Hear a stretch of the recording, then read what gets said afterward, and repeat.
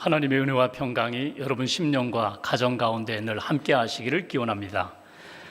여러분, 부메랑을 보신 적이 있습니까?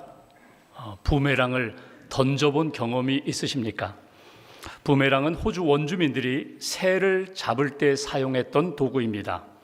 보통 기역자 형태로 만들어져서 던지면 회전하면서 원형 궤적을 그리며 날아가 목표물을 맞추는 것입니다. 주로 나무나 동물뼈로 만들어 사냥할 때 사용했고, 다른 부족들과 싸울 때에도 무기로 이 부메랑을 사용했습니다. 그런데 이 부메랑의 특징이 날아가서 목표물을 맞추지 못하면 오히려 자기에게 돌아오는 것이 무기로 돌아오게 된다는 것입니다.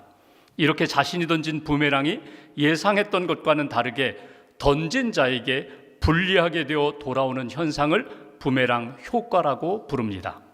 성경에 보면 부메랑 효과가 나타나는 장면이 몇 군데 있는데, 그 중에 대표적인 것이 에스더에 나오는 하만의 부메랑입니다. 하만이 부메랑을 던졌다는 것입니다. 하만이 모르드게를 죽이기 위하여 높이 장대를 준비하고 나를 잡아놓았습니다. 그런데 결과는 그 장대에 누가 매달립니까? 모르드게가 매달린 것이 아니라 그 장대를 준비한 하만이 매달려 죽게 되었다는 것입니다. 다른 사람을 넘어뜨리려고 죽이려고 했는데 오히려 그 결과 자신이 그 자리에 매달려 죽게 되었다는 것입니다. 이 부메랑 효과가 모두 부정적인 것만은 아닙니다. 사랑을 던지면 사랑이 돌아오고, 감사를 던지면 감사로 돌아오게 됩니다. 자비를 베풀면 자비가 돌아온다는 것, 그러니까 내가 던진 것이 내게로 돌아오게 된다는 것입니다. 여러분 어떻습니까? 여러분이 최근에 받은 것은 무엇입니까? 누가 여러분들에게 던진 것입니까? 여러분들에게 건네준 것입니까? 여러분이 최근에 베푼 것은 무엇입니까? 누구에게 여러분은 무엇을 던졌습니까? 무엇을 베푸셨습니까? 오늘 성경은 예수님이 제자들에게 제자의 삶은 이러해야 한다, 누가복음 6장에 계속 이어지는 말씀입니다. 우리가 읽은 본문 앞에 나오는 27절, 28절 말씀 제가 봉독하겠습니다. 그러나 너희 듣는 자에게 내가 이르노니 너희 원수를 사랑하며 너희를 미워하는 자를 선대하며 너희를 저주하는 자를 위하여 축복하며 너희를 모욕하는 자를 위하여 기도하라. 예수님을 믿고 따르는 제자들의 삶은 이러해야 된다고 4가지 명령을 말씀하십니다. 원수를 사랑하라, 미워하는 자를 선대하라, 저주하는 자를 위하여 축복하라, 그리고 모욕하는 자를 위하여는 기도하라. 이것이 제자의 삶이라고 말씀을 하십니다. 이렇게 살 수 있는 근거는 무엇인가? 이렇게 살아야 하는 근거는 무엇인가? 36절 말씀 보십시오. 36절 한 절을 함께 봉독하겠습니다. 너희 아버지의 자비로우심 같이 너희도 자비로운 자가 되라. 아멘. 하나님이 자비로우신 하나님이신데, 하나님의 그 자비하심을 우리가 받았기에, 그 자비하심 가운데 우리가 구원받았고 예수님의 제자로 살고 있기에, 하나님이 나에게 자비를 베푸신 것처럼 나도 자비를 베풀며 사랑을 베풀며 살아가야 된다. 이것이 주시는 메시지입니다. 여러분, 이 자비라는 말이 원문을 보면은 어머니의 자궁이라는 의미입니다. 자비의 복수가 어머니의 자궁입니다. 그러니까 어머니가 아기를 임신합니다. 아기를 보호합니다. 사랑합니다. 그리고 감싸줍니다. 이것이 어머니의 사랑, 이것이 하나님의 자비로우심, 자비라는 것입니다. 그 하나님의 사랑과 자비를 우리가 받았기에 이제 우리도 하나님의 사랑 받은 자답게 자비의 삶을 살아가야 된다. 자비로운 예수님의 제자가 되어야 된다. 이것이 주시는 메시지입니다. 그렇다면 구체적으로 우리가 어떻게 자비로운 삶을 살 수 있을까? 오늘 본문 35절 한 절을 함께 봉독합니다. 오직 너희는 원수를 사랑하고 선대하며 아무것도 바라지 말고 꾸어주라. 그리하면 너희 상이 클 것이요 또 지극히 높으신 이의 아들이 되리니 그는 은혜를 모르는 자와 악한 자에게도 인자하시니라. 아멘. 오늘 예수님이 이렇게 말씀하십니다. 27절에 말씀하신 것처럼 똑같이 35절에도 너희는 원수를 사랑하고 선대하라, 이렇게 우리에게 말씀을 주십니다. 여기 원수가 누구인가? 여기 원수 사랑하라고 했는데 그 원수는 누구입니까? 여러분 각자 가지고 있는 나를 괴롭히는 사람, 나를 힘들게 하는 사람, 그들이 원수입니다. 이 말씀을 처음 들었을 때 제자들은 적지 않게 놀랐습니다. 왜냐하면 그동안 자기가 끊임없이 들어왔던 이야기는 이웃은 사랑하고 원수는 미워하라, 그렇게 들어왔습니다. 이웃은 사랑하고 원수는 미워하라고 경계선을 가르쳐 주셨는데 오늘 예수님은 그 경계선을 뛰어넘어서 이웃은 당연히 사랑하고 가까이 있는 사람들, 가족들을 당연히 사랑하고 원수까지도 너희가 사랑해야 한다고 예수님은 이렇게 가르쳐 주셨다는 것입니다. 여기에 나오는 원수라는 말이 에크드로스라는 말입니다. 이 말은 계약을 깨트린 사람, 약속을 범한 사람입니다.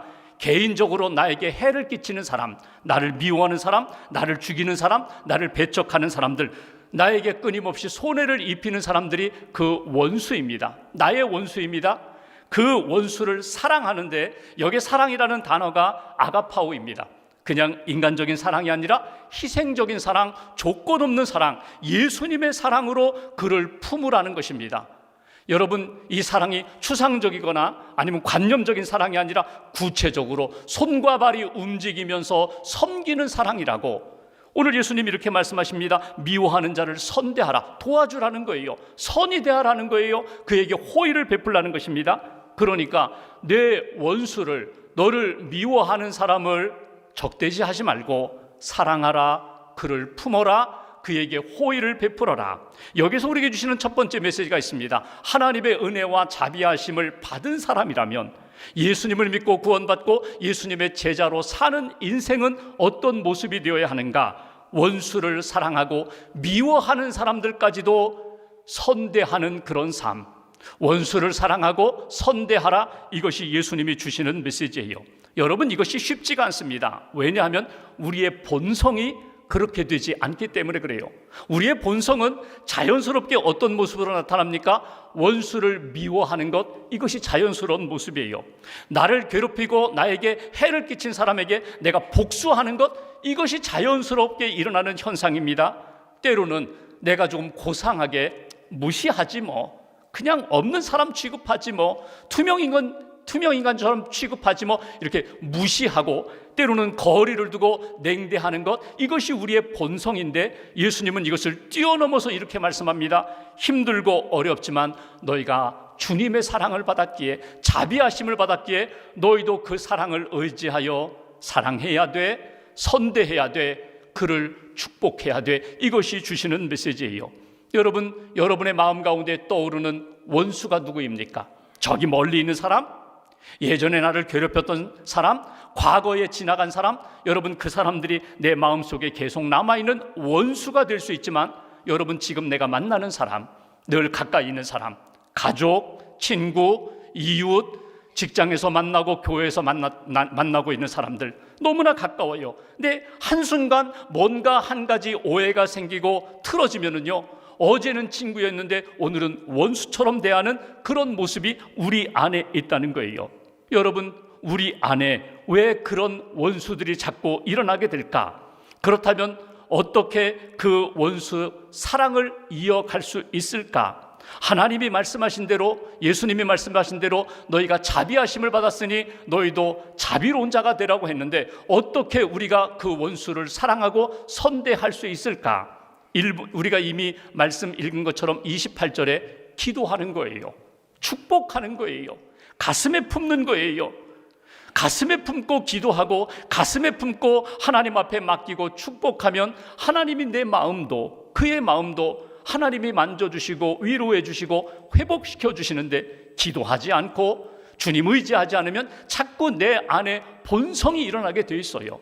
여러분, 그런 경험 없으세요? 누구를 만났는데 아무개가 너 요즘 욕하고 다닌대, 너 요즘 이랬다며 저랬다며, 있지도 않은 이야기 그를 통하여 듣게 됩니다. 누가 소문을 냈는데 그 사람이 소문낸다고. 그러면 여러분 어떻게 하시겠어요? 그날 밤 잠 못 잡니다. 괘씸해서 있지도 않은 이야기 꾸미고 내가 왜 이렇게 오해를 받아야 되는가? 비난을 받아야 되는가? 인격이 좋은 사람은 하룻밤을 지나고 그 다음날 연락하겠죠? 그런데 아주 성격이 급한 사람, 저 같은 사람 어떻게 해요? 그날 밤에 전화하는 거예요. 문자 보내는 거예요. 왜 그런 말 하고 다니느냐고. 제대로 알지도 못하면서 사실이 아닌데 왜 그런 소문내고 다니느냐고. 급한 사람은 당장 그 밤에 전화하고 연락해요. 이게 우리의 본성이에요. 우리의 모습이에요. 근데 예수님은 뭐라고 말씀하세요? 너희를 힘들게 하고 괴롭히는 사람을 위하여 기도하라는 거예요. 하나님 앞에 맡기고 기도하라는 거예요. 오히려 그의 영혼을 축복하며 기도하면 하나님이 이루어 주신다. 너의 마음도 만져주신다. 인종차별이 심했던 때에 한 미국인이 이렇게 정원에서 이렇게 맥주를 마시면서 이렇게 아주 따뜻한 햇볕을 즐기고 있습니다. 한 사람이 지나가요. 보니까 옷도 남루예요. 원주민, 인디언 원주민이에요. 그가 이렇게 초라한 차림으로 지나가다가 갑자기 이 신사에게 부탁을 합니다. 제가 너무나 배가 고픈데 혹시 빵 한 조각, 빵 저에게 주실 수 있느냐고. 딱 보니까 벌써 원주민이고 벌써 행색이 초라해요. 줄 빵이 없다고. 그러면 당신이 지금 마시고 있는 그 맥주 한 컵만, 맥주 한 잔만 좀 저에게 줄 수 있겠느냐고. 제가 너무나 목이 마른데 맥주 한 잔만 좀 달라고. 당신에게 나눠줄 맥주가 없다고. 그러면 내가 너무 목마른데 당신 집에 물 한 잔만, 물 한 컵만이라도 내게 달라고. 당신에게 나눠줄 물이 없다고 냉대했어요. 박대했어요. 그 사람 지나갑니다. 그리고 얼마의 시간이 흘렀어요. 이 신사가 사냥을 나섰습니다. 그런데 그만 사냥개를 잃어버렸어요. 사냥개를 잃어버리니까 산속에서 길을 잃고 헤매는 거예요. 저녁이 됐습니다. 밤이 됐습니다. 막 산속을 헤매다가 작은 오두막을 만나서 가서 문을 두드렸더니 주인이 나와요. 자기를 영접해요. 따뜻하게 커피도 주고 음식도 주고. 그리고 가만히 얼굴을 보니까 얼마 전에 자기가 냉대했던 그 원주민이 자기를 영접한 거예요. 너무나 미안한 거예요. 그래서 나를 알아보겠느냐고. 안다고. 당연히 안다고. 당신은 나를 박대했지만 나는 당신을 박대할 수 없다고. 당신이 오늘 나 만난 건 은혜라고. 당신이 나를 만나지 않았다면 당신이 이 산속에서 헤매다가 봉변당할 뻔했다고. 나는 은혜 받은 자이기에 나는 이미 많은 은혜를 받았기 때문에 은혜를 그냥 나누는 것뿐이라고. 여러분, 여기 원수를 사랑하고 여기 축복하면서 선대하라는 것은요, 먼 이야기가 아닙니다. 다른 사람 이야기가 아니에요. 나에게 힘들게 한 사람, 지금도 내가 불편한 사람을 위하여 기도하며 선대하는 것, 그를 사랑하는 것, 이것이 주님이 우리에게 원하시는 뜻이라고. 오늘 예수님의 사랑으로, 내 사랑으로는 안 돼요. 내 감정으로는 안 돼요. 예수님의 사랑을 의지하여 사랑하고 축복하고 선대할 수 있는 저와 여러분들의 삶이 되시기를 주님의 이름으로 기원합니다. 두 번째로 37절 말씀 보십시오. 37절 한 절 함께 봉독합니다. 비판하지 말라. 그리하면 너희가 비판을 받지 않을 것이요. 정죄하지 말라. 그리하면 너희가 정죄를 받지 않을 것이요. 용서하라. 그리하면 너희가 용서를 받을 것이요. 아멘. 여기 37절에 첫 번째, 두 번째에 나오는 명령에 주목해 보십시오. 비판하지 말라. 정죄하지 말라. 두 가지를 먼저 말씀하세요. 비판하지 말라. 정죄하지 말라. 여러분, 비판이 무엇입니까? 내 마음 가운데 사랑하는 마음은 잃어버리고 다른 사람의 잘못을 들추어내서 사사건건 비난하는 태도, 그것이 비판입니다. 내 기준을 가지고 다른 사람을 쉽게 판단하는 것, 가볍게 판단하는 것, 이것이 비판입니다. 정죄는 무엇입니까? 내가 마치 판사가 된 듯 죄인을 다루듯이 다른 사람에 대하여 나의 기준과 잣대를 가지고 그 사람을 판결하는 것, 그 사람을 죄인 취급하는 것, 이것이 정죄입니다. 성경에 보면은 이렇게 비판하고 정죄를 잘한 사람들이 있어요. 예수님 시대의 바리새인들, 그들은 하나님 앞에 자기는 의롭고 자기는 항상 잘한다고 생각했어요. 그리고 조금 부족한 사람들, 조금 죄에 흔들리는 사람들에 대하여 함부로 비판하고 판단하고 정죄했습니다. 왜 그렇게 사느냐고, 왜 안식일을 지키지 않느냐고, 왜 손을 씻지 않느냐고, 그렇게 하나님이 자기만 의롭게 여긴다고 생각해서 쉽게 비판하고 정죄하고 판단했어요. 심지어 성전에 올라가 기도하는 시간에도, 여러분, 기도는 하나님과 내가 만나는 시간이에요. 하나님께 집중하는 시간이에요. 근데 그런 어디를 봐요? 하나님께 집중하지 못하고 저 뒤에서 엎드려 기도하는 세리를 바라보면서 하나님 앞에 이렇게 기도합니다. 하나님, 저는 저 세리처럼 되지 않은 것이 너무나 감사합니다. 토색, 불의, 간음하는 삶을 살지 않아서 너무나 감사합니다. 여러분, 이것이 하나님 앞에 감사하는 내용이에요. 저 세리를 비판하고 정죄하는 내용이죠. 하나님 앞에서 항상 나는 의롭다, 옳다 이 생각을 가지고 주변에 있는 사람들, 어려운 사람들에 대하여 쉽게 비판하고 판단하고 정죄하는 그런 인생 되지 말아야 된다. 이것이 예수님이 주시는 말씀이에요. 두 번째 우리에게 주시는 메시지가 있습니다. 비판하거나 정죄하지 말라는 거예요. 쉽게 가볍게 비판하거나 판단하지 말아라, 정죄하지 말아라. 여러분, 우리가 왜 자꾸 비판하고 판단하게 되는가? 여러분, 내 기준이 항상 옳다고 생각하기 때문에 그래요.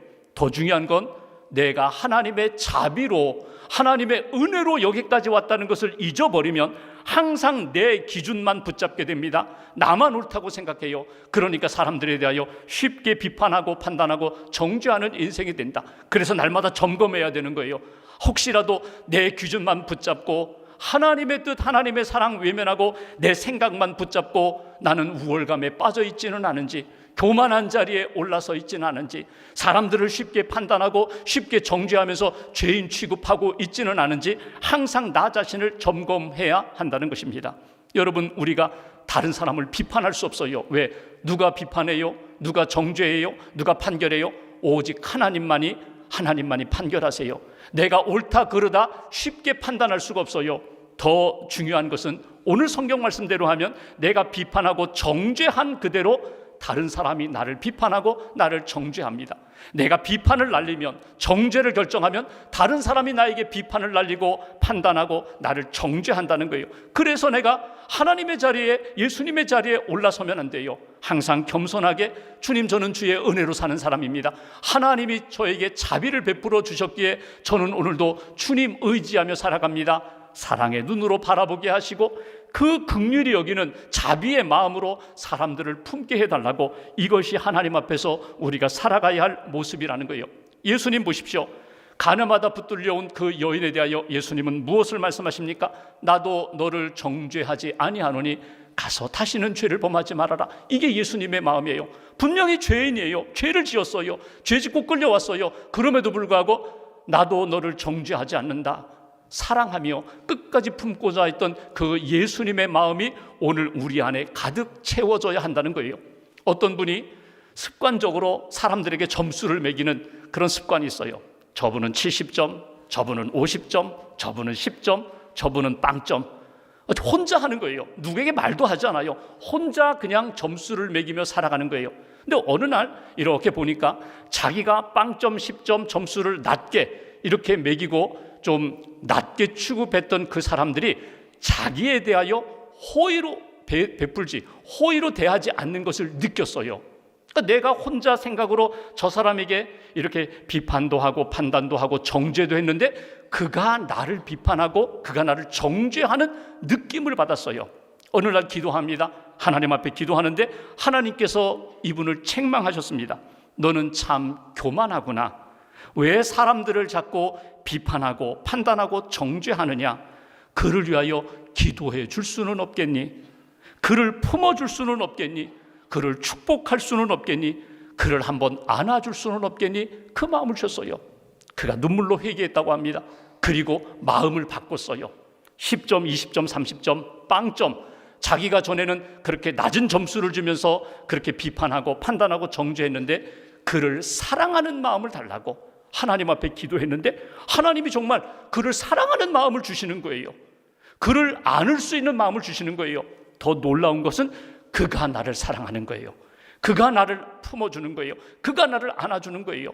이것이 오늘 예수님이 말씀하신 내용입니다. 그러니까 내가 주님의 사랑과 자비를 받았기 때문에 그 사랑 의지하여 내가 품겠습니다. 주님 비판하거나 정죄하지 않고 기도하며 축복하며 하나님의 자녀답게, 예수님의 제자답게 살겠습니다. 다시 한번 다짐하시면서 하나님이 기뻐하시는 믿음의 길 걸어가시기를 주님의 이름으로 기원합니다. 한 가지를 더 보면 37절 끝부분을 보십시오.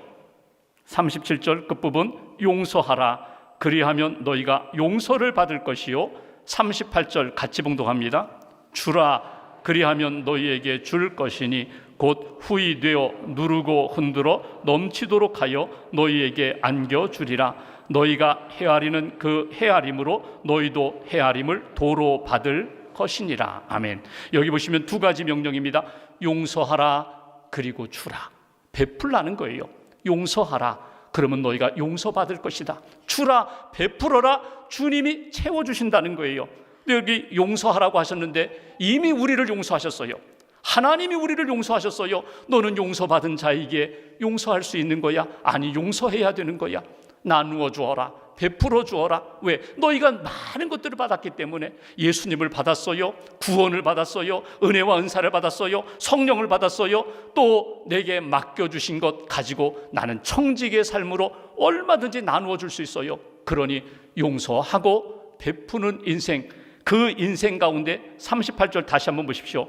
너희가 베풀고 나누어 주면, 여기 곧 후이 되어 누르고 흔들어 넘치도록 하여 너희에게 안겨주리라. 하나님이 갑절로 3배로 4배로 우리에게 채워주신다는 거예요. 그러니까 나는 믿음으로 사랑으로 이렇게 내가 줄 수 있는 것 나누어 줬는데 하나님은 그 자리에 넘치도록, 차고 넘치도록 하나님이 우리에게 은혜를 주실 것이라고. 여기 너희가 헤아리는 그 헤아림으로 너희도 헤아림을 도로 받을 것이다. 부메랑으로 온다는 거예요. 하나님 앞에 사랑하고 용서하고 기도하고 베풀었는데 하나님의 은혜의 부메랑으로 내 안에 와 채워주리라. 세 번째 주시는 메시지가 있어요. 용서 받았어요, 사랑 받았어요. 그러니 하나님, 저도 용서하고 사랑하고 베푸는 삶을 살아가게 해달라고. 그렇게 주신 명령대로 하나님의 뜻 이루며 하나님의 은혜로 살게 해달라고. 이것이 오늘 우리에게 주시는 세 번째 메시지예요. 왜 우리가 용서해야 할까? 용서받았기에, 또 용서받아야 하기에. 과거에 용서받은 것으로 끝나지 않아요. 앞으로도 우리가 계속 하나님의 사랑과 용서를 받아야 돼요. 저는 용서 필요 없습니다. 저는 이제 더 죄짓지 않아요. 더 용서받을 일 저는 없어요. 누가 장담하겠습니까? 누가 자신할 수 있어요? 아무도 장담할 수 없어요. 또 우리는 연약하여 넘어지고 또 용서를 구하고 용서받아야 할 인생. 그러므로 오늘 우리가 하나님의 은혜 기억하면서 용서를 베푸는 거예요. 용서를 하는 거예요. 그리고 할 수 있을 때 나누어 주는 거예요. 프레드릭 러스킨이 쓴 용서라는 책에 보면 용서하는 자에게 주시는 은혜 선물이 있어요. 여러 선물이 있는데 그 중에 대표적인 선물이 자유입니다. 내가 용서하면 나는 과거로부터 자유할 수 있습니다. 모든 과거의 문제로부터 자유할 수 있고 죄의식으로부터 자유함을 얻을 수 있습니다. 용서하면 오늘 밤 평안히 잠들 수 있습니다. 이게 용서할 때 주시는 은혜 유익입니다. 또 용서할 때 주시는 은혜가 있는데 두려움으로부터 우리는 벗어날 수 있어요. 두려움에서 자유할 수 있어요. 미래에 대한 두려움, 사람들 만나는 것에 대한 두려움, 그리고 도움 받아야 되는데 도움 받을 수 있을까? 이런 불안과 두려움으로부터 용서하는 자에게 주시는 참된 평안, 참된 소망이 우리에게 임한다는 거예요.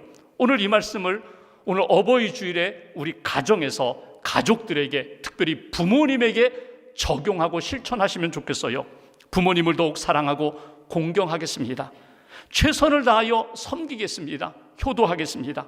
부모님의 사랑, 하나님의 사랑 저는 이미 많이 받았습니다. 그 은혜로 여기까지 왔습니다. 또 하나, 나의 기준으로 나의 아버지 어머니를 함부로 비판하거나 판단하지 않겠습니다. 함부로 비판하거나 판단하지 않고 존중하겠습니다. 귀히 여기겠습니다. 부모님의 인생을 귀히 여기고 부모님의 말씀과 유훈을 귀히 여기겠습니다. 우리가 부모님의 은혜 잊어버리고 하나님의 은혜 잊어버리는 그 순간부터 우리는 죄에 빠지기 때문에, 죄를 지을 수밖에 없기 때문에 하나님의 은혜, 부모님의 은혜 꼭 간직하겠습니다. 부모님과의 관계 속에서 용서하지 못하고 용서받지 못한 것이 있다면 용서하고 용서받겠습니다. 내가 잘못한 것 부모님께 고백하고 용서받아야 자유와 평안을 얻습니다. 부모님을 용서하는 것, 아니 자녀가 어떻게 부모님을 용서할 수 있어요? 아니 용서할 수 있어요. 용서해야 돼요. 레슬리 필즈라는 여성이 지은 부모 용서하기라는 책에 보면은요, 몇 가지 우리에게 귀중한 교훈을 하나 줍니다. 그건 뭐냐면 자녀들만 상처 입는 것이 아니라 자녀 때문에 부모도 상처를 입는다는 거예요. 더 큰 상처를 안고 사는 것이 우리의 부모님이다. 부모님 용서하는 것은 감정의 문제가 아니라, 감성의 문제가 아니라 이건 믿음의 결단의 문제다. 용기 내어 결심하는 것, 그것이 부모님을 용서할 수 있는 길이다. 하나님의 용서와 자비하심을 내가 체험했다면 그러면 용서할 수 있다. 용서해야 된다. 그러면서 이 레슬리 여성의 과거 이야기합니다. 아버지가 미웠어요. 가정을 돌보지 않고 여러 가지 어려움을 주었던 아버지 너무너무 싫었어요. 자기가 장성해서 결혼했습니다. 자녀를 낳아 키웁니다. 6명의 자녀를 키우면서 아버지 생각을 해보는 거예요. 내가 그때 아버지는 어떠했을까? 그때 나는 원망하고 불평하고 아버지 그렇게 미워했는데 아버지의 마음은 어떠했을까? 그러면서 기도하는 거예요. 아버지의 마음, 아버지의 그 사랑을 이렇게 생각하면서 축복하며 기도하는 거예요. 어느 날 편지가 날라왔어요. 내가 예수 믿게 되었다. 교회 다닌다. 나도 변화되었다. 그런데 아버지가 예수 믿었다는 소식에 대하여 마음은 기쁜데 이 가슴이 아직도 무거운 거예요. 아버지가 정말 변했을까? 아버지가 정말 자기의 잘못에 대하여 뉘우쳤을까? 편하지가 않은 거예요. 그러다가 아버지를 생각하면서 기도하고 아버지를 만나고 화해하면서 아버지의 아픔을 이해하고 아버지의 사랑을 이해하고 아버지를 위하여 기도하면서 관계가 회복되었다는 그런 내용이 이 부모 용서하기라는 저자 그분의 간증입니다. 여러분, 부모님을 용서한다는 것, 부모님을 위하여 기도하는 거예요. 부모님을 이해하는 거예요. 부모님을 받아들이는 거예요. 부모님을 진심으로 사랑하고 존귀 여기는 것, 이것이 부모님을 용서하는 거예요. 에베소서 6장 2절과 3절, 여러분 오늘 말씀을 마무리하면서 한 주간 동안 이 말씀 다 붙잡고 나의 부모님, 이 땅에 살아계신 부모님, 하늘나라 가신 부모님을 생각하며 내가 이렇게 살겠습니다. 2절 3절, 에베소서 6장 2절 3절 2절 함께 봉독합니다. 내 아버지와 어머니를 공경하라. 이것이 약속이 있는 첫 계명이니 이로써 내가 잘되고 땅에서 장수하리라. 아멘. 내 아버지, 내 어머니를 공경하라. 귀히 여기라. 부모님에게 기쁨을 드려라. 그러면 내가 땅에서 잘되고 형통하고 평안하고 장수하리라. 내 생명도 내 삶도 하나님이 붙들어 주시리라. 오늘 주시는 말씀입니다. 어버이 주일에 하나님이 우리 가정에 베풀어 주신 은혜 꼭 간직하고 믿음으로 사랑으로 승리하는 저와 여러분 되시기를 주님의 이름으로 기원합니다. 기도하겠습니다.